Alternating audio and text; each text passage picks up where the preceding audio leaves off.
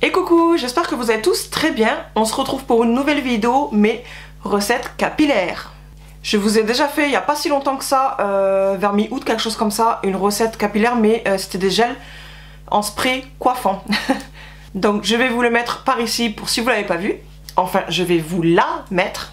Et aujourd'hui, c'est une recette shampoing. Et le shampoing, je l'ai fait dedans. J'ai fait la vidéo, j'ai tourné la vidéo où je fais justement le shampoing. Il faut savoir que c'est des recettes que je teste moi-même, donc c'est la toute première fois que je l'ai fait. Je n'ai pas encore testé sur mes cheveux. Dans une lointaine prochaine vidéo, quand j'aurai terminé, du coup, sûrement je vous en parlerai dans les produits terminés d'ailleurs, ou peut-être que je regrouperai toutes mes recettes et je vous parlerai toutes les recettes que j'aurai fait et je donnerai mes avis à ce moment-là. Donc je vais vous laisser avec la vidéo où je fabrique la recette et je vous reprends après. Alors voici tous les produits que je vais utiliser aujourd'hui pour faire ma recette du shampoing. Donc on commence déjà par la base neutre et démêlante. À savoir que tous les produits viennent de chez Aromazone sauf le flacon pompe comme ceci que j'ai acheté à la boutique du coiffeur. Donc base shampoing neutre et démêlante en 250 ml. L'huile essentielle de lavande vraie comme ceci.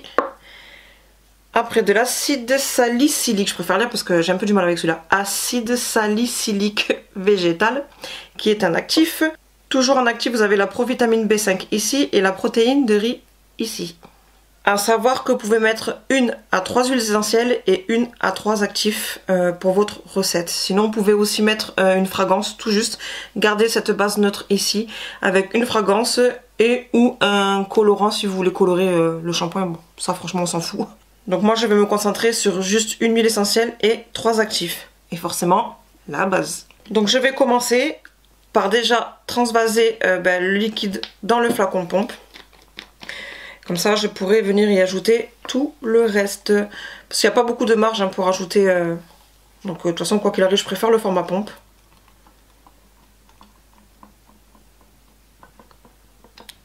Voilà.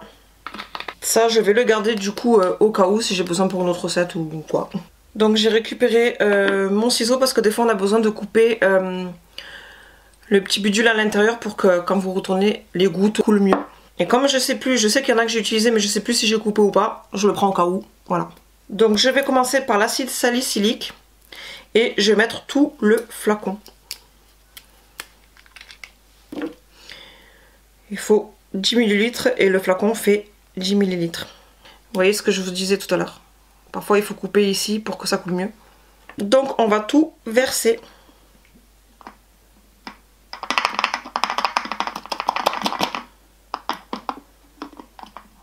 À savoir que cet actif là, il est purifiant et clarifiant.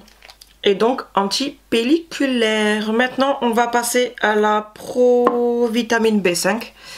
Voilà. Où il faut 5 ml. Malheureusement pour moi et pour vous qui me regardez, du coup, je n'ai plus la pipette pour faire les 5 ml directement. Ce qui fait que 1 ml équivaut à environ 33-35 gouttes. Donc 35 gouttes, vous multipliez par 5. Vous avez 175.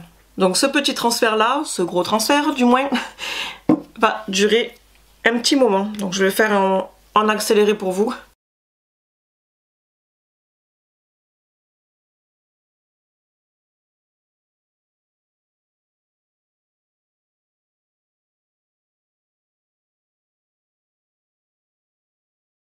Bon, vous savez quoi, je vais faire comme ça à vue d'œil parce que le truc en fait il est super épais et malgré que je coupe ça met 30 ans à sortir. Donc je vais regarder où j'en suis sur le flacon et puis je vais faire une petite division. On va dire que là c'est 10 ml, ici c'est 10 ml. Donc il faut que ça arrive à peu près en dessous de l'écriture rose là.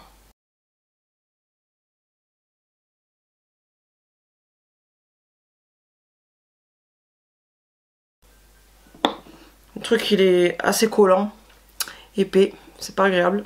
Du coup je vais aller me rincer vite fait les mains pour continuer. Donc voilà, j'ai les mains moins collantes et du coup la provitamine B5 est un fortifiant et hydratant.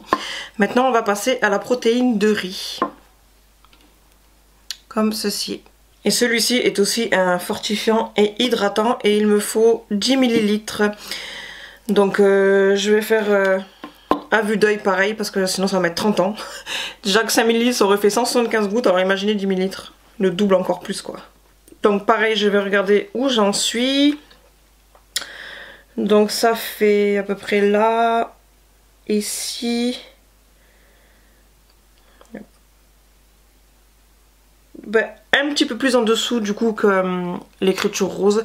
Parce que lui, je m'en étais très peu servi, pardon. Par rapport à l'autre, du coup il est bien haut par rapport à la provitamine B5. Il y en a beaucoup plus.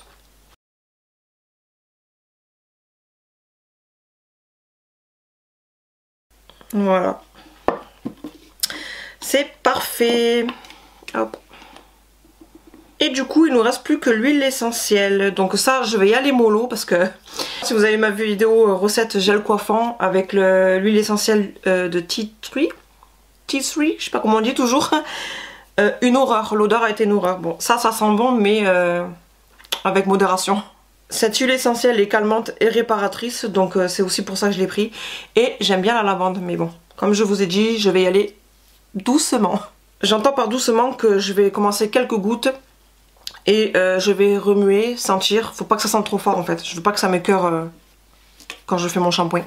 Donc pour celui-ci, l'idéal ce serait une quarantaine de gouttes, mais je vais commencer par 10 gouttes. Hop là. On referme bien. Et puis on va mélanger.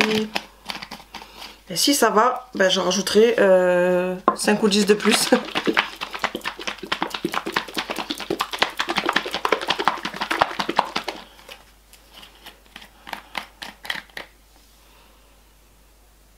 Et ben ça va. Je vais pas rajouter plus. Ça sent déjà bien bon. Donc vous voyez, en peu de temps, ben, vous faites votre propre shampoing. Et du coup, tout clean. Et voilà pour cette recette. Franchement j'espère, je sais que ça me fera pas de mal quoi qu'il arrive, mais j'espère que je vais voir quand même une petite différence, hein.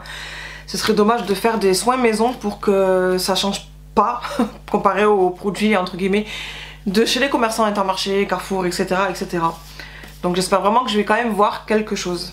Je vous ai calculé aussi le prix de revient du coup, vu que comme vous avez pu voir j'ai des produits de 30 ml, donc j'ai calculé pour 10 ml et je vous ai fait du coup le total à combien il revient, c'était 10,64 €, quelque chose comme ça, donc je vais vous donner le prix par article. Alors la base de shampoing déjà en 250 ml coûte 4,90 €, mais ça c'est un prix fixe, hein. L'huile essentielle de lavande vraie 3,90 € les 10 ml. Pour les trois autres actifs, donc le Provitamine B5, c'était 3,50 € les 30 ml, donc ça revenait à environ 1,16, 1,17, 1,17 les 10 ml. Pour l'acide salicylique, 3,50 € les 10 ml, là comme vous avez pu voir j'ai mis le truc entier vu que c'était déjà 10 ml. Pour la protéine de riz, c'est 3,20 les 30 ml, du coup c'est revenu à environ 1,06, 1,07 les 10 ml. Donc du coup je vais recalculer de suite parce que je vous ai 10,64 €, mais j'ai compté l'huile essentielle 3,90 les 10 ml, mais j'ai pas mis 10 ml, j'ai mis déjà 10 gouttes, donc je vais calculer ça. Il faut savoir que 1 ml c'est environ 33-35 gouttes, il me semble que je vous l'ai dit d'ailleurs dans la vidéo lorsque j'ai transvasé dans le flacon. Oui, dans le flacon.